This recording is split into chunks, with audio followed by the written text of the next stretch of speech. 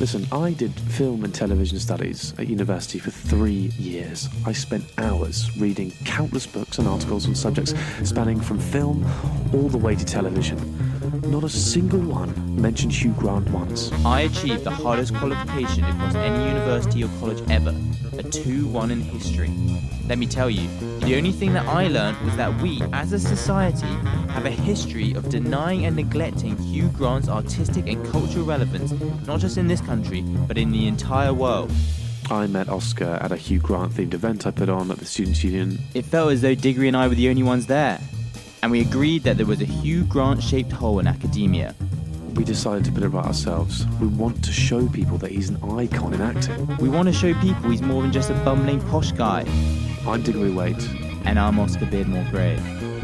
And this is... Taking Hugh for Granted. Hello and welcome to Taking Hugh for Granted, the podcast in which two Hugh Grant enthusiasts watch every single film starring Hugh Grant in the attempt to answer the simple question, is this film taking Hugh for granted? Is this film good on its own, or does it rely on the bumbling Brit for its acclaim? I'm Diggory Waite, and I'm joined as ever by my colleague and fellow Hugh Grant obsessive Oscar Beardmore Gray. Oscar, how the bloody hell are you doing today, mate? I'm doing very well, Diggory. Hello, Hugh Grant fans out there. Diggs, I've eventually... gone and spent my £20 that you gave me as a Christmas present on my own Hugh Grant mask. Yes. It's come 6 months look later, at that. But look at it. It's maybe you Look can at describe it for the fans. Is that Hugh Grant in 4 weddings and a funeral? It is. He's got the glasses on. He's looking wistfully into the void, out away from himself. And he looks, it's a lovely, he's got a nice shirt on. It's his lovely floppy hair. And that's just sitting very nicely on your nose and mouth, on both your nose and your mouth. Exactly. Properly. I mean, fantastic. It's give me all the protection I need, and everyone I walk past will now know exactly who I root for. Diggs, I just want the chance to wear both our Hugh Grant masks in public. I think we'd look like the perfect pair. I've got some bad news, Oscar. I've fully lost mine. You lost yours. Look at your face. Look at your face. You dick. No. You know what? It's terrible. My sister is going to be the same. I mean, she got it for me for Christmas. She's going to be like, she will listen to this and be like, "What the hell do you mean you've lost it?" I was honestly, I've moved back to London. I was looking everywhere for it when I was packing, and I just can't find it. I must have been wearing it so much. It's gone somewhere. Or maybe I brought it back already and I'm not sure. Hopefully it will turn up, but it's a bit of a nightmare. At least, I mean, we unfortunately, we won't see each other for a while. So I have a while to find it. But yeah, well, I mean, order another one. Order 10. Bulk buy that shit. Exactly, if I'm going to lose them. You know, I'm really not... I don't lose much stuff, so it's a bit of a nightmare. But I think I've lost my hat that I like and this mask, and it's an absolute nightmare. I don't know what's happening to me. I've just lost it.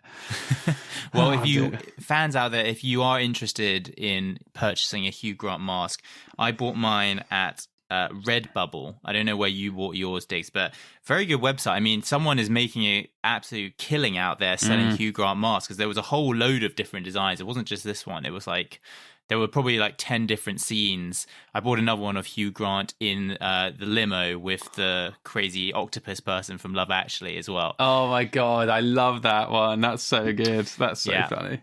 I love that. That is one of my favourite Hugh Grant stills of him and Marty McCutcheon with the octopus kid sat in the middle. It's so good. Iconic. Yeah, absolutely iconic. Speaking of iconic, we're gonna talk about Extreme Measures.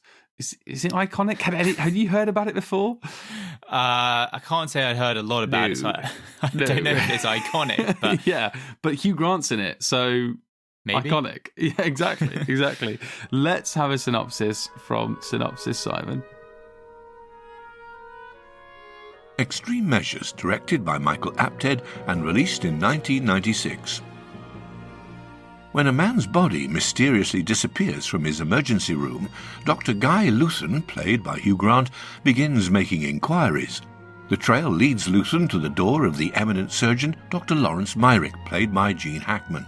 But Luthan soon finds himself in danger from people who want the hospital's secret to remain undiscovered. Well, lovely stuff from Synopsis Simon there. I mean, one thing I want to get to straight away, which we maybe could have mentioned a couple of weeks ago when we reviewed Mickey Blue Eyes, but this film was produced by Elizabeth Hurley and made by Simeon Films, which is the production company that Hugh Grant and Elizabeth Hurley made together, which I love. I love that. It was their first one they made together in Simeon Films. Well, it's interesting. I mean, I don't know how successful Simeon Films was as an outfit, considering they did only make 2 films together. That might have been something to do with the fact that maybe their relationship didn't quite go down the right path. But it's quite cool that they actually basically started their own company together. I think it was based in Kensington. I read a short article by The Guardian where Hugh sort of took a journalist around Simeon Films, and they made it sound very grand. And yeah, I mean, there was this film, Extreme Measures, in 1996, and then Mickey Blue Eyes a few years later. Both of which are, I think, quite exciting and interesting films in their own right. And I think that's quite a good reflection of perhaps what they were trying to achieve with both these films, being a little bit outside the box and doing something that might have been outside of their comfort zones. I don't know what you thought about that. I agree. I mean, one thing I was thinking about is, at the end of the day, you know, cash is king and money talks, and the numbers that they put up for the cumulative gross on what the films made isn't great. I think in both films they estimate they make a loss. I think Mickey Blue Eyes definitely did better. I think that made about 30 million, didn't it? And this one made about 16 or something. Yeah, which isn't great. I mean, I really hope it was more than 30 million, because I remember they estimated the budget of Mickey Blue Eyes was like 75 million. So if they only made 30, I'd feel really bad. But who knows? I talk about budgets all the time and all this sort of stuff on IMDb. I don't know if any of it is accurate. Like, who knows? Do you know what's really embarrassing? Is I was looking it up and I went so deep that I went on our like government website. You know, I went on like uk.gov.com and I went to registered businesses or something. That's it. I went to the registered businesses directory, and you can look up all the people on there. And it's so great because you scroll down on the people of this registered company, Simeon Films, and you see Hugh John Mungo Grant appointed in 1994 as blah blah blah. And I think he left the company in 2005, right, or 2004, like in December. And you can see all the everyone else, most other people leave around the same time. It was, I think, short-lived. 2 films, maybe. I think they properly shut up shop in 2009. I think. Can you see their accounts? Oh, I'd love to see their accounts. Why do you call it Simeon Films, by the way? Well, Barry, because Elizabeth got a thing about monkeys, and she thinks that I look like one. Really? Yeah, it was our little private joke, and now it's my public humiliation. That's great. You know what? I love that about Hugh, and he didn't. At no point does he take himself too seriously, and that epitomizes that. Exactly, it's absolutely class. It's interesting what you're saying as well. With Simeon Films, what they were trying to do is sort of try and find more Richard Curtises. You know, people in the UK. That's why they didn't make it in Los Angeles, why they made it in London. They wanted to find more people who'd done like good TV writing, and they'd take them, to make films. And Hugh Grant said in an interview, he was like, I've read tons of stuff, and I find that a lot of it's incredibly well written and unbelievably good television. We all know we've got the best television in the world, but it's just never going to be commercial. Yes, it'll come out, it might get a few good reviews and, play at the Curzon or get something at the San Sebastian Film Festival. But there's very few which you think, wow, yes, that's really going to set them going in Albuquerque. And so it makes sense that the 2 films they did make were both, I think, American films. Mickey Blue Eyes, and I think both set in New York. Both New York films, definitely. Yeah. And the other thing I thought that was interesting about them is that both films you could kind of class as not being rom-coms. They're different genres to what you associate with Hugh Grant, particularly this film, which I say is more of a thriller, really, than anything. Yeah, exactly. No, I think you're right. Yeah, exactly. No, I think you're right, Oscar. So, Diggs, let's start where we always start. Hugh Grant's look and character in this film. Thoughts? It's a great question. I mean, the intro to him was quite interesting because you have this sort of like the pre-title sequence is, the camera's panning over this dark New York City, and it's like, you know, it feels like this thunder and lightning, and it's all really atmospheric. It felt like the beginning of a Batman film. You know, it felt like Gotham City. You know, it feels really grungy and dark and scary, and you've got these like two guys being, you know, acting all weird and like breathing loads and stuff. Anyway, eventually you get through all that stuff, and they're in hospital, and Hugh Grant's there. One thing I was struck with, in the first time you saw him, you see him there sitting in his office or whatever, and his hair is floppy as, it's just perfect. It's so floppy. So if you're looking for a Hugh Grant when he's looking tip top, look no further. He looks great. I mean, I just want to say something about doctors and hospitals in general. I don't know what you think, but I feel like scenes in hospitals always stress me out so much watching. Like I don't need to see that. Like I don't want to see people being operated on. I don't know why it's human entertainment. Like it takes me back to that other hospital scene we have with Hugh Grant in 9 months. Oh yeah, there's 2 children being born, and it is very distressing.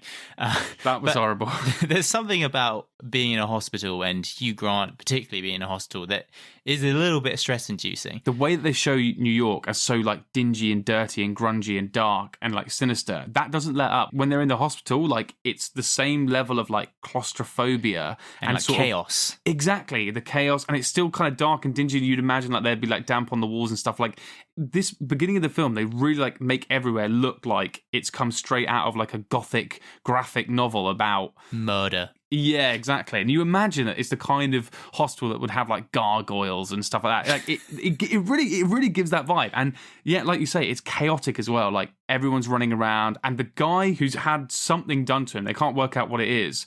That's freaky. He keeps like convulsing. He's like, it just adds to this horrible vibe. Talk to me. Yeah, Simon, how we doing? I got a shot in the neck, I got a shot in the arm, I got the blood. All right, you've also got the wild look in your eye. Let's relax, okay? Same goes for everyone, including you, sir. You've been doing crack? What the fuck are you? Hey, you've been doing heroin? I need to know if I'm going to help you, okay? I'm going to look at your arm. One thing I found interesting about that beginning, though, is like there's chaos, it's crazy, but Hugh Grant keeps cracking jokes, doesn't he? I mean, did you think that was weird, or like, how did you think that vibe was? I think what I got from him, that he was like quite an anxious person. And maybe he tried to control that anxiety by sort of popping these jokes off every now and again. Or maybe it was just the fact that it was Hugh Grant, so there had to be some kind of element of humor to it. But I think what was interesting about this role is that it's definitely something a bit different for Hugh. And you wouldn't associate with him being a kind of like war doctor. This is he's on the front line here. And I mean, I thought we'll get into this a bit more, but I thought he was the standout performer in this film. And I think he really carried this film. And it's not every film we say that. Like sometimes we're thinking, oh, Bridget Jones is brilliant, Marty McCutcheon is brilliant. Someone else in the film is elevating it as much as Hugh Grant. But I actually think in this film, he was the one who carried the film, and he really shone. He was the star, and he was a standout performer. And it needed that, because he is the centerpiece of this film. This whole thing's happening around him. So this chaotic scene happens at the beginning. This patient comes in. Hugh Grant's this plucky, kind of cocky doctor, but he is flustered by this because he can't work out what the hell's going on. Everything they're trying isn't working, and then suddenly, this guy stabilizes. It's really weird, and he can't work out what's going on. As he tries to figure out what's going on, it seems that more and more people are stacked against him. There's this big conspiracy going on, and so the film feels very, I'm going to use that word again, claustrophobic around Hugh. It's all about him. So if they cast someone, or if he hadn't put in a good shift and a good performance, the film would have completely fallen apart. That's the first pillar they need to make this a good film. I completely agree with that. And I think what was another thing that this film had that we haven't seen in the past with Hugh, or since maybe, is he brought it's a very similar energy to The Undoing, I think, in some ways. Like he brings this kind of intensity to the role that we don't see in other films. Like he is sweating, he's running around. At one point he's like, he cuts his lip, and he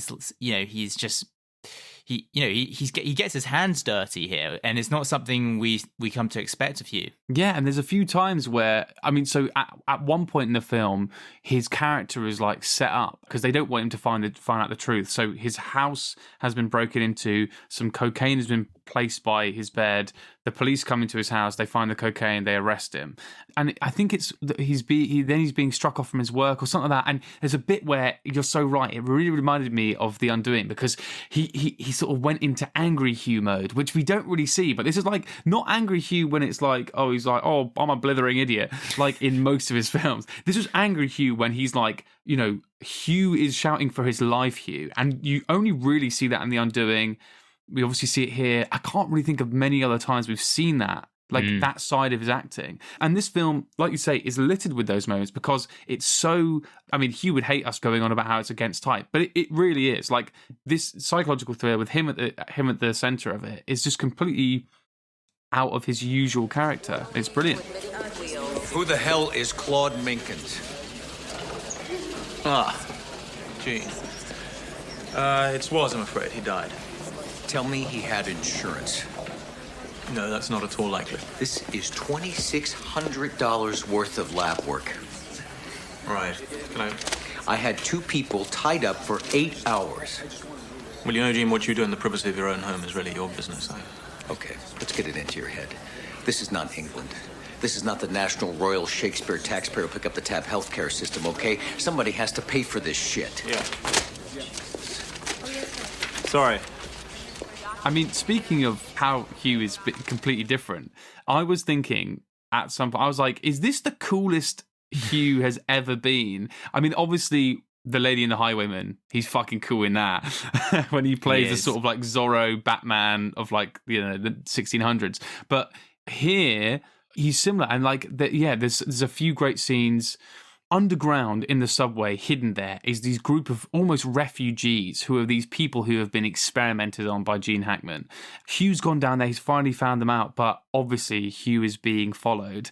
And what follows is this like sort of gunfight chase scene in the subway, and it's just again, it's so against type. Like, what did you think of that? It was wicked. I mean, I thought it was pretty epic, to be honest. Like we said, this film is a thriller, really, and this is as close to action as you'll ever see Hugh. And yeah, I mean, I thought it was probably the best part of the film for me. I mean, I don't know about you, but I thought that the first half of the film was a little bit slow and meandering in places. And then suddenly, sort of from kind of nowhere, it really it goes up a level. And that culminates in these 2 really important scenes. This one where Hugh's having basically a gunshot with the FBI in the subway, and some bloke gets run over by a train, and then there's this other scene where he's at the headquarters where they're doing all these horrible experiments to people, and he's the man who infiltrates it, and he's sort of he ends up like pointing a gun at people, and the main guy ends up with a sort of bullet in his head.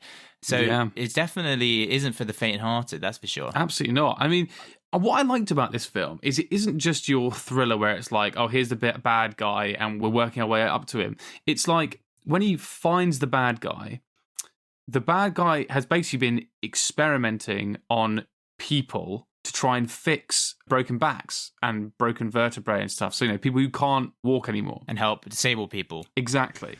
And his justification is, he's like, look, I'm 68 years old. I don't have much time. 3 years with a rat to get to a dog. And after 5 years, if I'm lucky, maybe I can work on a chimp. We have to move faster than that. You're killing people. People die every day. For what? For nothing. Plane crash, train wreck. Sniper in a restaurant. 15 dead. Story at 11. What do we do? What do you do? You change the channel. You move on to the next patient. Good doctors do the correct thing. Great doctors have the guts to do the right thing. Helen hasn't walked for 12 years. I can cure her. And everyone like her. It's dark. It's seriously dark, mate. I mean, like, he justifies basically killing homeless people in New York because, you know, no one cares about them. And no one will know if they go missing. Like, that's his justification for basically a sort of a very dark form of medicine. And we, you know, this trope has been repeated down the years in countless novels, movies, whatever, where, you know, the rogue doctor kind of script. But I don't think I've seen this kind of plot before, like using the homeless people of New York to cure broken backs. But but what I love about it is that it's like, he thinks in a way he's doing a good thing. And what's really interesting in that particular scene is one of the people that's helping front this whole thing going on. She wheels herself out from behind this desk, and she's in a wheelchair as well. And everyone that he sort of roped in on this, they also think, well, yeah, this benefits either me or my brother or whatever, because they're in a wheelchair or their back's broken or whatever. And it's this kind of thing where you have a villain who genuinely thinks they're doing the right thing. And his justification is, if you could cure cancer tomorrow by killing one person, would you do it? And so Hugh Grant has to make that decision. And what I like about that is, so it's not just your standard, thriller where it's like the big bad guy just wants to fucking kill people or do bad things because they just love it, or, for some weird justification for themselves. They just want power or whatever. This guy, he believes he's doing the right thing. And Hugh Grant wants to stop him. And the film very cleverly, but then also a bit on the nose, starts the film by giving Hugh Grant a similar sort of moral conundrum. Yeah, conundrum, exactly. Where a cop is brought in with, I think, some sort of gunshot wound, but then there's a criminal. Yeah, he's been on some sort of drugs, and he's just gone on a shooting spree and got shot himself. And Hugh Grant, there's only one operating room upstairs, and he's got to choose which one. And he chooses the cop. And it's that sort of thing where, how different is what Hugh did at the beginning of the film to what Gene Hackman's been found out of doing the whole time to these people. And so it is a thriller, and there's a lot of Hollywood moments, but also I saw someone online call it the thinking man's thriller. And I kind of like, for me, that's what you were saying about these Simeon films, and how they're just adding a little bit of spice on things. And I think this film had a little bit of spice, and I liked that about it. I agree. I think it did have some spice, and definitely something as a viewer you can take away with you, and something you might actually think about and ponder after you've watched it. It's not like a rom-com, other films that Hugh's done, where you stick it on, you finish the film, you're like, oh, that was great, I laughed a bit, I cried a bit, I looked at Hugh's hair, it was great. And close it down off the bed. This one, I for the next few hours I was thinking, what do I actually think about this? And this is something that doctors probably have to deal with fairly often, particularly at the moment with, COVID, for example. You hear terrible stories about people having to choose who they're going to save and stuff like that. And there's the code that obviously doctors have, confidentiality and all that kind of stuff. And this is an example of a rogue doctor who's gone wrong, but at the same time, he hasn't gone wrong, like you said, in the ways that he's like a power-wielding, money-hungering kind of doctor, or who just wants to, cause people ill. He genuinely thinks that he's doing the right thing. Yeah, it's ultimately for the greater good. The greater good. Stop saying that. Exactly. But when you're sat there and the bad guy says something, and and a light flickers on your head and goes, well, maybe, and it's not just this binary, he's evil, he's good. That's when you're like, this is not your usual thriller. I like it. Another thing I just wanted to point out that, when you look up like sexy Hugh Grant images online, one thing you're not going to find is the photo of Hugh Grant with a neck brace in a hospital bed. Oh, yeah. Yeah, that's true. You know what he looks like? He looks like what he looks like in Sense and Sensibility. His shoulders are like this. The penguin look his back. Exactly. He looks like Nosferatu. Oh, poor sod. Yes, where he's... for 24 hours he can't move a muscle. God, that was... apparently he's paralyzed, and then he's not paralyzed. There's all, there's a few things that don't quite add up, but... Yeah, that was I suppose the downside of this film is like there's a few Hollywood moments in there, but it's a fun thriller. Like you have to have some of that with it as well. You do. Taking Hugh for granted. Taking Hugh for granted. Taking Hugh for granted. What did you think, lads? Were they taking Hugh for granted? Oscar, Extreme Measures, 1996. Have we been taking Hugh for granted? Diggs, we have not been taking Hugh for granted, as I am extremely pleased with Hugh's performance in this film. I feel like maybe I'm sometimes a bit critical of Hugh's performances because, he is such a leading man. He is the lead in most films that he's in. Probably 2/3 of his films, definitely in the later end of his career, he is the man. And this is a very different film from a lot of his films. He doesn't kiss a girl in this film, which is unusual. Oh, bloody. I was wondering why I was annoyed about this film. I was wondering why I hated it. Some of you may be disappointed to know he does not hook up with anyone in this film. Yeah, it's a shame. But it is, like we said, it's a thriller. It's something outside of his comfort zone. And what I love about it is that it's clear from the Simian Films kind of adventure that they were on purposely doing that. They were purposely chasing something that is going to challenge them, add something to their resume, something they can look back and think, that was a bloody good project, and we did that. And I think that Hugh really was a good fit for this role, and he made me believe he was a doctor. He made me believe he had a moral dilemma in his head, and for that reason, no, we are not taking Hugh for granted in this movie. Yeah, I mean, there are definitely some aspects which, like we mentioned before, some of the Hollywood things, maybe a few script things here and there, whatever. But overall, it has that spice. It has that little bit of difference. There's just something a bit different about it that I liked.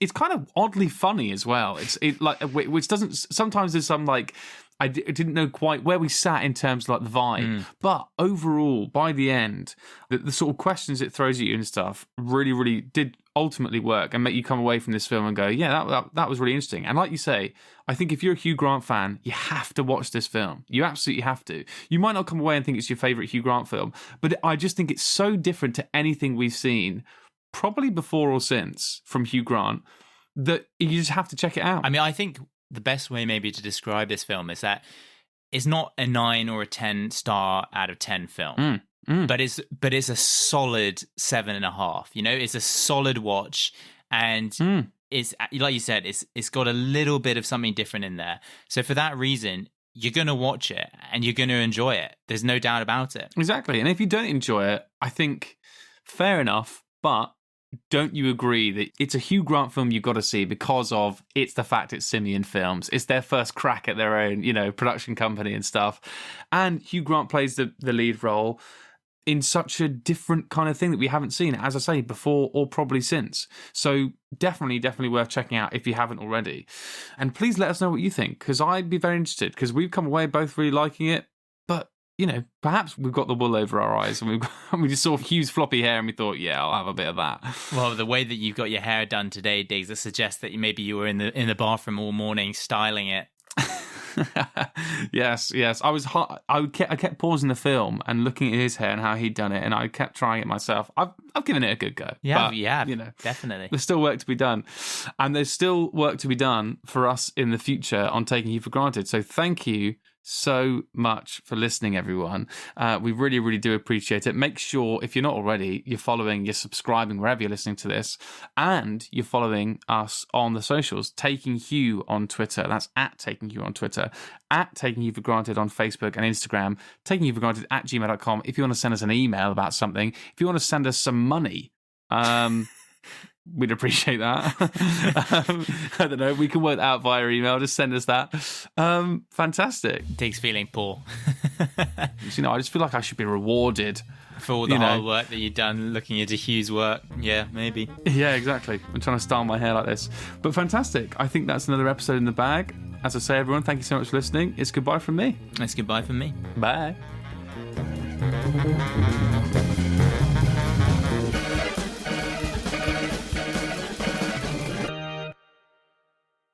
Taking Hugh for Granted is produced, edited and presented by Diggory Waite and Oscar Beardmore Gray. The producers of Taking Hugh for Granted would like to state that this podcast is in no way associated with the actor Hugh John Mungo Grant, nor does it endorse his views or represent him in any way. Instead, by creating this podcast, Oscar and Diggory hope to celebrate Hugh's illustrious career, reliving his old classics and shedding light on some of his hidden gems. Hugh, if you're listening, we hope you approve.